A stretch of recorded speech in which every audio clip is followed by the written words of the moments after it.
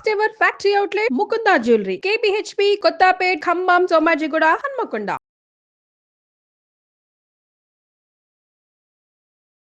నమస్తే, నేను మీ జయ. సండే వచ్చేస్తోంది. చికెన్ తినేయాలని ఫిక్స్ అయ్యారా? ఆగండి. కొంతకాలం క్రితం బర్డ్ ఫ్లూ వచ్చినప్పుడు చికెన్, ఎగ్స్ తినడం మానేశాం. గుర్తుందా మీ అందరికీ?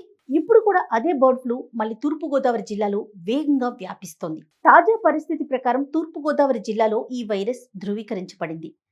ఫిబ్రవరి 9, 2025న తూర్పుగోదావరిలోని కన్నూరు అగ్రహార గ్రామంలో పౌల్ట్రీ ఫామ్స్లో ఫస్ట్ బర్డ్ ఫ్లూ కేసు నిర్ధారణైంది. నల్లజర్ల, సీతానగరం ప్రాంతాల్లో కూడా ఈ వ్యాధి బాగా ప్రబలింది. అధికారులు కన్నూరు గ్రామం చుట్టూ 1 కిలోమీటర్ రెడ్ జోన్గా, 10 కిలోమీటర్లు సర్వైలెన్స్ జోన్గా ప్రకటించారు. ఈ సర్వైలెన్స్ జోన్లో door to door health survey ప్రారంభమైంది. ఇక వెల్పూరు, కన్నూరు గ్రామాల పౌల్ట్రీ ఫార్మ్స్ నుంచి సేకరించిన ఈ శాంపిల్స్ ని భోపాల్లోని నిషాద్కి పంపగా ఇది బర్డ్ ఫ్లూ పాజిటివ్ అని తేలింది. ఈ నేపథ్యంలో యానిమల్ హస్బెండరీ డిపార్ట్మెంట్ వారు ఇన్ఫెక్ట్ అయిన కోళ్లని నిర్మూలించాలని ఆదేశించి రెడ్ అలర్ట్ను కూడా ప్రకటించింది. 144 సెక్షన్ విధించి చికెన్ సేల్స్ అండ్ కన్సంప్షన్ పై బ్యాన్ విధించింది. స్పెషల్ హెల్ప్ లైన్ నెంబర్స్ ని ఏర్పాటు చేసింది. తెలంగాణలో ఇప్పటివరకు బర్డ్ ఫ్లూ కేసులు నమోదు కాలేదు. కానీ నిజామాబాద్, కామారెడ్డి జిల్లాలో వేల సంఖ్యలో కోళ్ల మరణాలు నమోదయ్యాయి. తెలంగాణ ప్రభుత్వం అప్రమత్తమైంది. ఏపీ నుంచి పౌల్ట్రీ ట్రాన్స్పోర్ట్ను బ్లాక్ చేసింది. బోర్డర్ చెక్పోస్ట్ వద్ద కట్టుదిట్టమైన తనిఖీలు కూడా ప్రారంభించింది.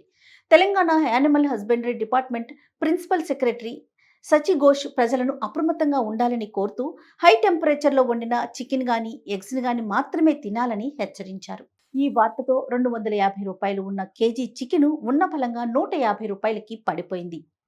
ఈస్ట్ అండ్ వెస్ట్ గోదావరిలో అయితే కేవలం 30 నుంచి 40 రూపాయల వరకే చికెన్ ధరలు పడిపోయాయి.